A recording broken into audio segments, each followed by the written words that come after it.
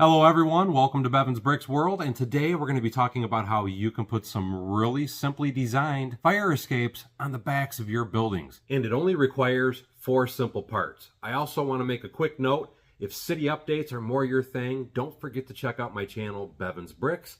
There will be a link below in the description of this video. Now let's get to building. This is the building I designed to complement my Ghostbusters build. If you followed my channel, I fully enclosed my Ghostbusters building because I thought it would look a lot better.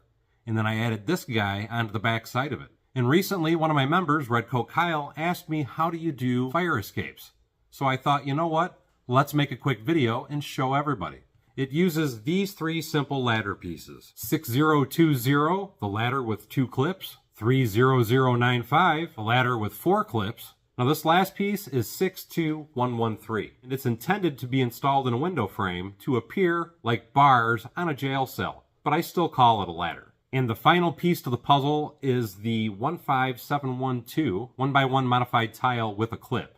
I always called it a modified plate, but if you're looking at Bricklink, it is under the modified tiles. Anyway, when you're building your buildings, you want to use snap bricks, and you want to install them where you're going to want the fire escape located.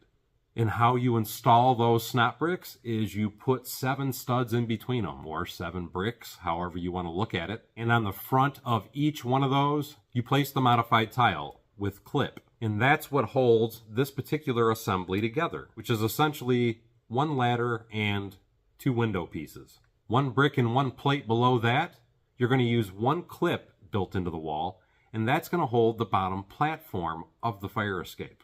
And that's just to clip the floor on it, so that way minifigs can stand on this fire escape.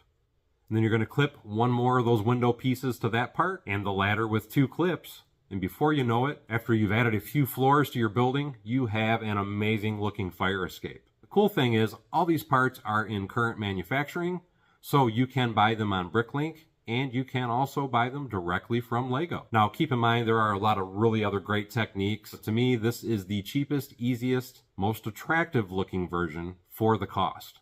Anyway, thank you Kyle for that question, and I hope this helps you guys build some awesome mocks at home.